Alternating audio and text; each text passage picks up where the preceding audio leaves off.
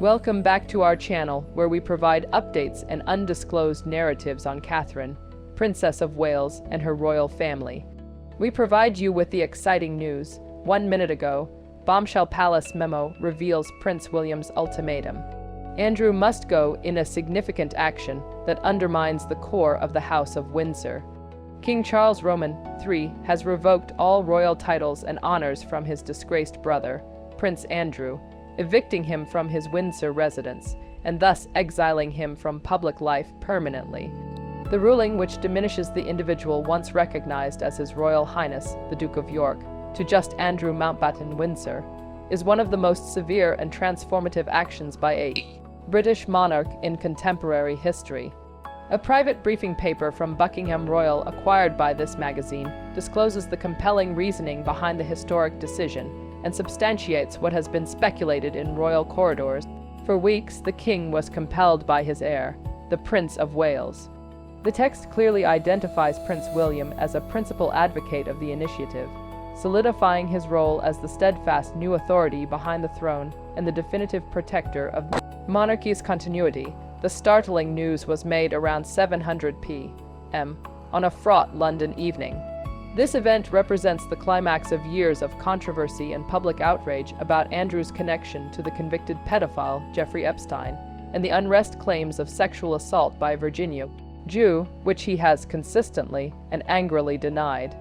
The strain on the alien king had grown intolerable with escalating public outrage, a parliamentary insurrection developing, and an increasing agreement that the Andrew issue constituted an existential danger to the crown.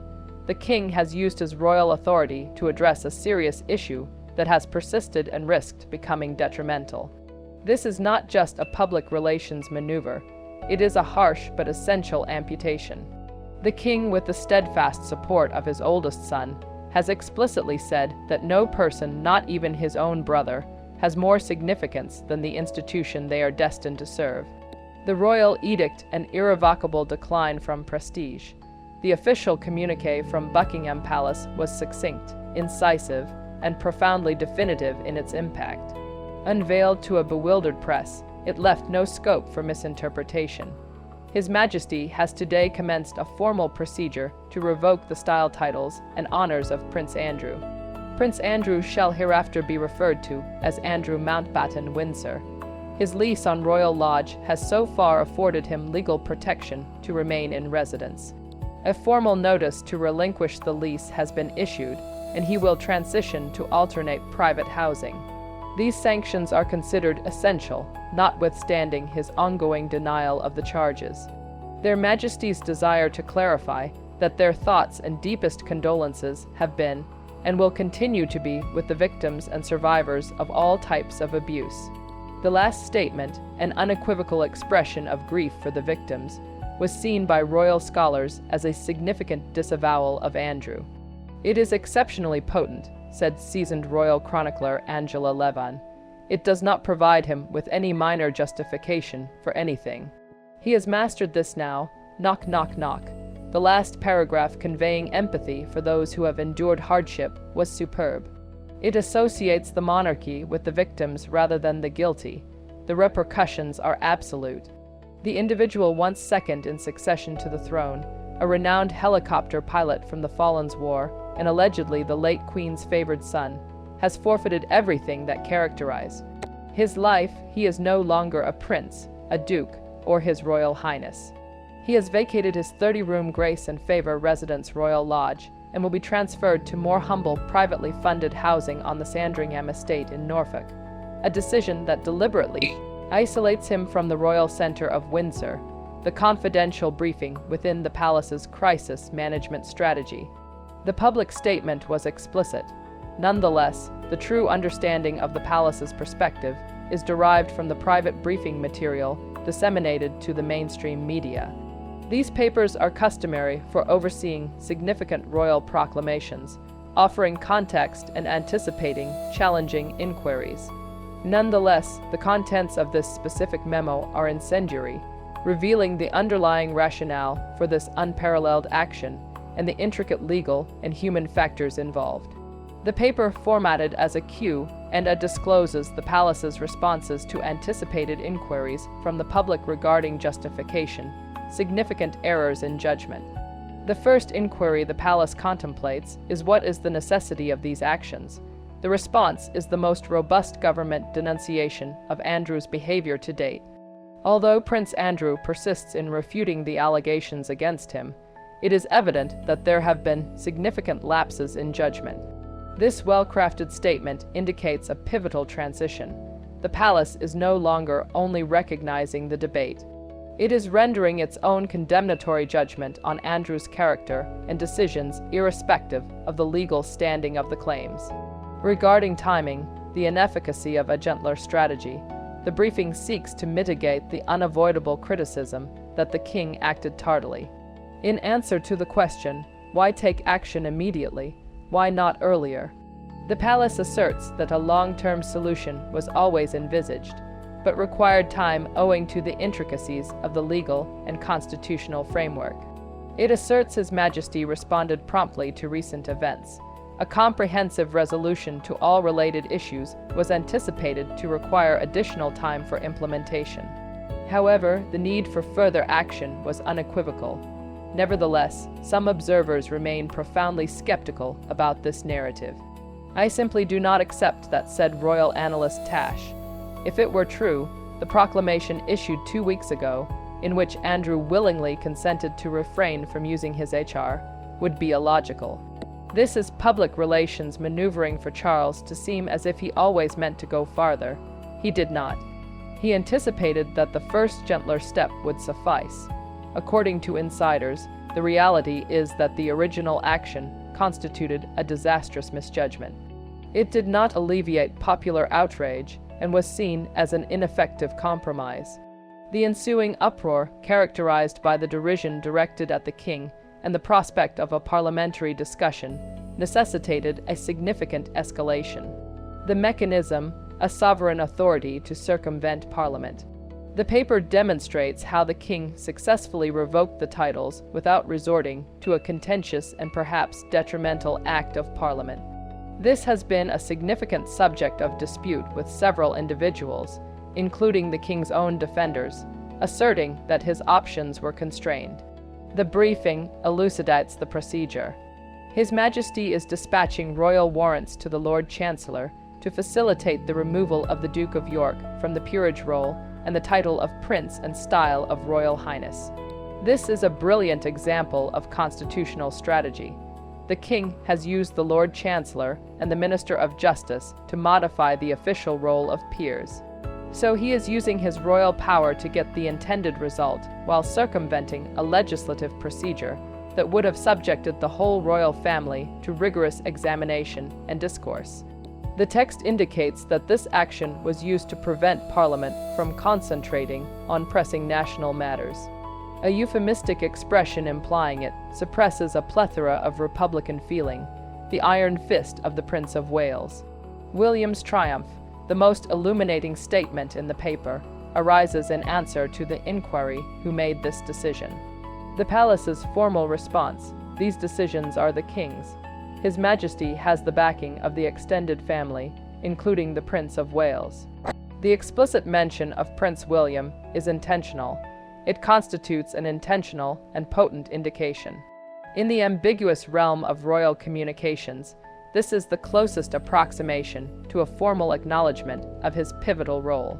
For weeks, publications have chronicled William's anger and exasperation with the management of the Andrew situation. He recognized with acute clarity the substantial harm it was causing to the institution he would eventually oversee. A palace source said, "This bears William's fingerprints. He was certain that a halfway house was not a viable choice. He adheres to the philosophy of service or nothing. Andrew was causing significant damage, and for William the decision was clear. The enduring welfare of the monarchy must take precedence over familial affection." This indicates a substantial transfer of power inside the monarchy. Although King Charles, recognized for his sensitive and sometimes indecisive disposition, may have faltered Prince William, exemplifying the pragmatic and often unyielding essence of his late grandfather, Prince Philip pushed the agenda forward, Commentator Tash said, Prince William is already assuming control behind the scenes. He possesses many qualities of Prince Philip, and I contend he embodies a more formidable iron fist. This resolute move signifies the monarchy's power, and it is William's fortitude that we are seeing. The paper highlights this triumph. Andrew has departed from Royal Lodge, a decision that William allegedly requested months before. He has forfeited all titles as desired by William. He will no longer be seen with the family at public gatherings as William stipulated. This is unequivocally William's preferred result. Collateral damage and excluded heirs. Fergie, excluded princesses, included. The briefing paper is as harsh in its rejection of Andrew's former spouse, Sarah Ferguson. For years, she has had the exclusive pleasure of living with her ex-husband at the expansive Royal Lodge, a circumstance that has consistently irritated the public and senior royals. In response to the inquiry, what is the status of Sarah Ferguson?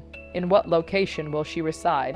The palace's reply is a two-word pronouncement that signifies the end of her royal associated existence. Sarah Ferguson will make her own arrangements. She is absent. There will be no subsidized residence or taxpayer-funded accommodation.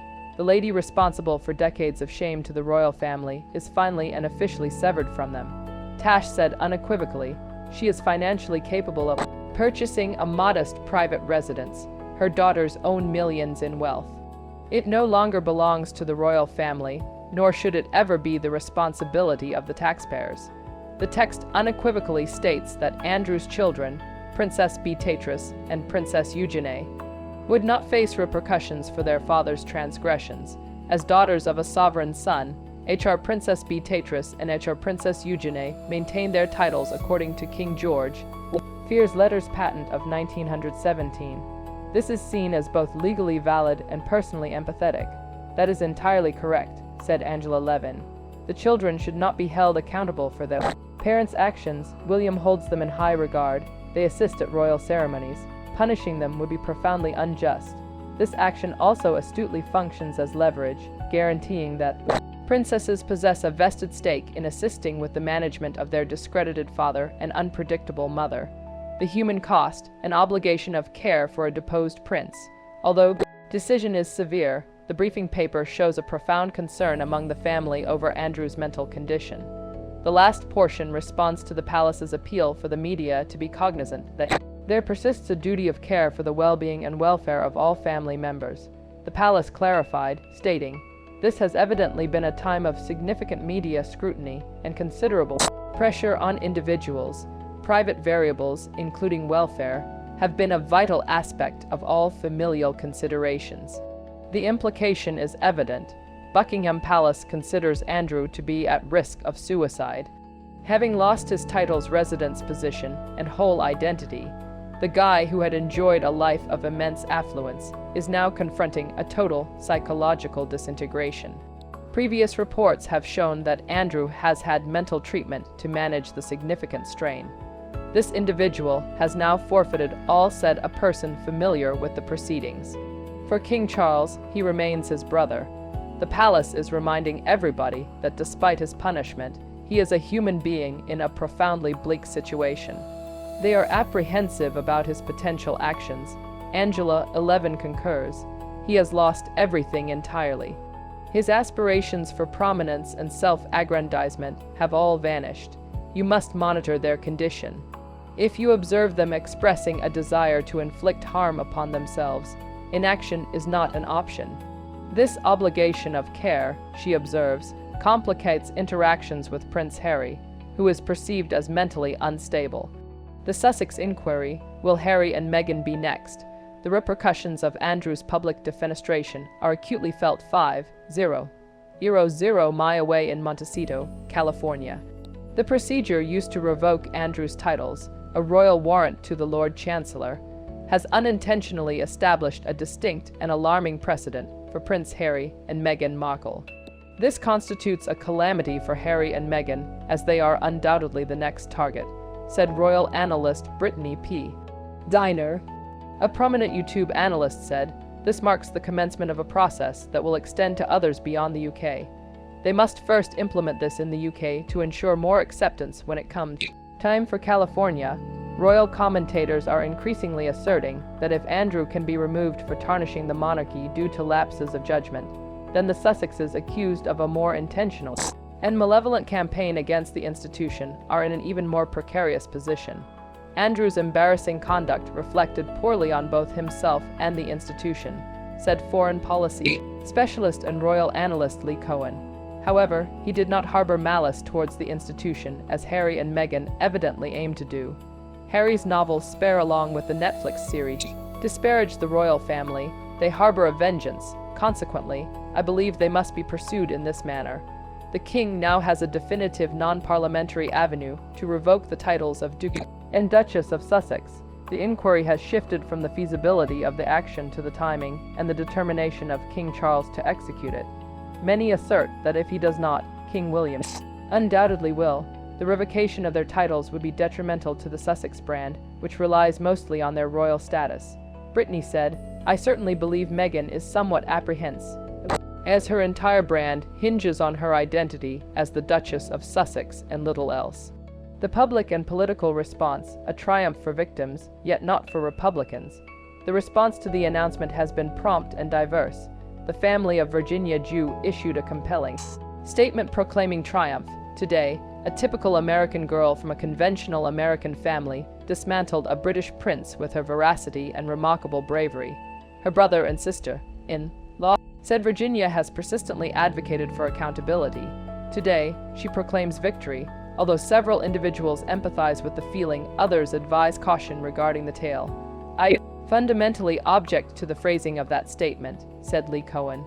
"This is neither a conflict between America and Britain, nor a struggle of an impoverished child against the British royal family. The King and Prince William are precisely attempting to dissociate themselves from that narrative." Concurrently, the anti-monarchy organization Republic, as anticipated, remains unenthused. Graham Smith, their leader, deemed the action inconsequential. He is charged with sexual offenses and corruption. The absurdity of his title is inconsequential. Charles's statements on the victims are just platitudes until he consents to a comprehensive, transparent, and authentic criminal probe. This underscores the untenable status of the monarchy. For Republicans, no measures will suffice since their ultimate objective is abolition. Brittany said they will not be content with anything you do. Consequently, there is almost little merit in attempting to plate any of these individuals. Conclusion: the survival of a monarchy king. Charles's choice to essentially exclude his brother from the royal sphere marks a harsh but pivotal event in his reign. This was an act of institutional self-preservation unprecedented since Edward VII abdication. Confronted with a problem that may tarnish the crown for a generation, the king, influenced by the rational perspective of his successor, prioritized the monarchy above his brother. This was not the action of a robust, proactive monarch, but rather of a ruler besieged by public sentiment, parliamentary coercion, and the resolute determination of the future, King William V. It illustrates that the contemporary monarchy, despite its venerable heritage, is ultimately answerable to the populace it serves and will, when compelled, forsake its own for self-preservation. The immediate danger posed by the Andrew issue may have been mitigated, although the repercussions will last for years. A precedent has been established. A certain course for the revocation of the Sussexes' titles is now apparent. Prince William has been officially recognized as the rightful custodian of the royal legacy, a figure who comprehends that in the 21st century the crown must be merited rather than just inherited, and that anyone who compromises its integrity will be exiled irrespective of their name or lineage. The king has preserved his rule, although it is William who has salvaged the monarchy. Andrew established the precedent of pawn removed to clear the way. Buckingham Palace said that Prince Andrew, the discredited Duke of York, would forfeit his title and be addressed as Mr. Andrew Mountbatten Windsor. This announcement provoked a wave of intense curiosity. This move, including the surrender of his lease on Royal Lodge, is considered the most profound diminishment of a senior royal in the annals of modern monarchy. Despite the formal statement being released in King Charles's name, several royal observers and insiders swiftly assigned culpability to the Prince of Wales. "This is now William's reign," said analyst Maureen Callahan in an article published in the Daily Mail. Hahan's viewpoint depicts the Andrew situation not as a definitive end to a prolonged war, but as a calculated strategic play. She said that the prompt and thorough nature of Andrew's public dismissal leaves no doubt in my mind that Harry and Meghan are likely the subsequent targets. Consequently, she added, Andrew seems to be a pawn removed by William to advance his actual aim, Harry. Royal broadcaster Dan Wooten, citing several royal sources, articulated this perspective on William's considerable prominence. Wooten claimed ownership of this information. In the last 2 weeks, Prince William had taken control of the British monarchy from a weakened and infirm King Charles. Wooten said emphatically on his program, Dan Wooten outspoken. Prince William has taken command of the British monarchy. A senior aide allegedly verified to a source that Wooten characterized the process as swift, ruthless, and intentional. William demanded the elimination of legal disputes, appeals, or ambiguities. It was carried out at his command. While Charles may wear the crown, Curters are persuaded that William is the primary decision maker. Analysts have emphasized that the establishment of a new president is the most critical element of this development. It was previously widely believed that the revocation of a peerage such as a dukedom or a hereditary princely title would require the enactment of a complex and politically sensitive Act of Parliament similar to the Titles Deprivation Act of 1917, which was implemented after World War I. However, the actions taken against Andrew appear to have circumvented this process, demonstrating that the monarch or the power behind the throne possesses the authority to unilaterally revoke such honors. Wooten asserted that a significant precedent had been established. The revocation of a duke title and even a princely title is currently within the purview of a monarch. I assure you that Harry and Meghan should be exceedingly concerned at this juncture as their marital status is not in dispute. The royal commentator, according to Taz, substantiated this assertion by drawing a historical analogy. She observed that Prince William had increasingly emulated his grandfather in recent years, declaring, "He is the iron fist behind the throne." She elaborated that for decades it was perceived that Prince Philip was the one making difficult decisions, often operating in the background of the Queen, and now Prince William has evidently assumed that role. Her rationale is twofold. Firstly, a desire to protect the ailing king from stressful decisions, and secondly, William's enduring ambition for a slimmed-down monarchy, which he is reportedly executing with newfound ruthlessness. One of the brands created from royal sand, named Montecito Panic Mode, reports indicate that news of Andrew's departure impacted Montecito with considerable force. The gossip columnist known as Shooter Scoot stated that Prince Harry was blindsided by the announcement, suggesting he discovered it simultaneously with the public. A well-placed source reportedly remarked his stomach dropped. Previously, he believed that titles were unattainable. However, he is now starting to reassess this perspective. Since the inception of their relationship, the Duke and Duchess of Sussex have exhibited a consistently conflicted and occasionally contemptuous stance towards the institution from which they have departed. Their entire post-royal enterprise is inextricably tied to the specific titles they now risk forfeiting. Their distinctive status as royal family members has significantly influenced their marketability, evidenced by the release of their documentary series, Harry and Meghan, and Prince Harry's book, Spare, on Netflix. Following King Charles's ascension, it was declared that his grandchildren Archie and Lilith would receive the titles of Prince and Princess, thereby reinforcing their connection to the line of succession and substantially enhancing the significance of the Sussex brand. The current situation suggests that the foundation is disintegrating. Shooter Scoot reports that insiders indicate that Meghan is equally unsettled. She is apprehensive that the Prince brand linked to their children and Hollywood connections may be compromised. This terror transcends mere emotion. In the unforgiving realm of Hollywood and the establishment of a global brand, a royal title serves as the most valuable asset. A prominent brand strategist in Los Angeles remarked in a newspaper interview, "A title lacks sentimentality. The primary objective of every negotiation is to leverage this asset. It unlocks opportunities that would typically remain inaccessible, exuding an aura of legitimacy, historical significance, and international esteem unattainable through financial means." The strategist cautioned that the loss of that leverage may be catastrophic for their future commercial pursuits, particularly in light of the termination of their lucrative Spotify agreement and the mixed reception of their other projects. The long-standing comparison between Prince Andrew and Sarah Ferguson, the Duchess of York, has transitioned from a whispered cautionary tale within royal circles to a thoroughly examined subject. Numerous individuals have highlighted the Fergusons' prolonged financial instability, leading to several humiliating and questionable arrangements with those outside their social sphere. Concerns have emerged regarding Prince William's particular anxiety about the potential for Harry and Meghan to follow a similar trajectory. According to Wooten, William is substantially more impacted by the issue surrounding Andrew and Fergie because he is aware of the long-term ramifications of the situation. This is especially true when he considers the possibility that Harry and Meghan would pursue a path that is like the one that Andrew and Fergie have taken. In his remarks, he highlighted that William is fully aware of the ramifications that this circumstance entails. The uncertainty that surrounds the future of the Sussexes was brought to his attention despite the fact that he acknowledged that the Sussexes are not now in a financially desperate situation. At this point, it is impossible to forecast where Archie and Lily will be in the long run. In his argument, Wooten contends that the supposed preventative actions taken by William are motivated by the persistent danger that they represent to the reputation of the monarchy. Despite the fact that they have titles, their relationship to the functional monarchy is comparable to that of a simple work title, which has to be completely severed at this point in time. Thank you for watching the video. Please let us know your thoughts and goodbye for now.